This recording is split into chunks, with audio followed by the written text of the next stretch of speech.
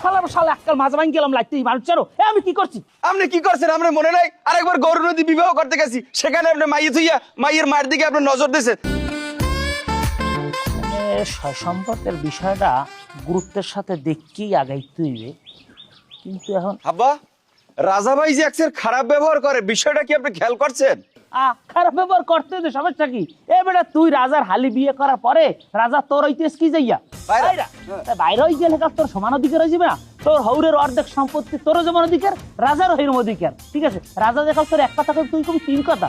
তোর বাপের তুই কত বড় যোগ্য পুত্র, তুই খবর রাখা হয় তোর বাপের শৈশের কালে কত বড় দারু মানে মানে তেজিয়া ছেলে, ইয়ার তেজ তোর ধ্যান লাগবে না?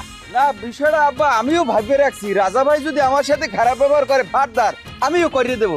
তবে আব্বা একটা বিষয় কি জানেন, রাজা ভাইয়ের হালিতেও কিন্তু একটা একের মাইয়ে আর কি।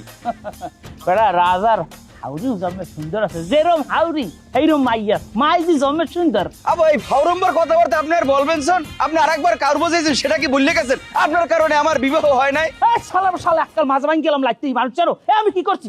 আপনি কি করছেন আপনার মনে নাই? আরেকবার গৌর নদী বিবাহ করতে গেছি, সেখানে আপনি মাইয়ে থুইয়া মাইয়ের মায়ের দিকে আপনি নজর দিয়েছেন, তারপর সেখান দিয়ে আমাদের কেন খাইয়ে পলার লাগছে। আপনার মনে নাই? আপনার আল্লাহর রাস্তায় আপনার ফাউ ধরে ধরছি, আপনি এবার আর কোনো কার বোঝাইয়েন না। সেখানে আমার কোনো দোষ আছে নাই?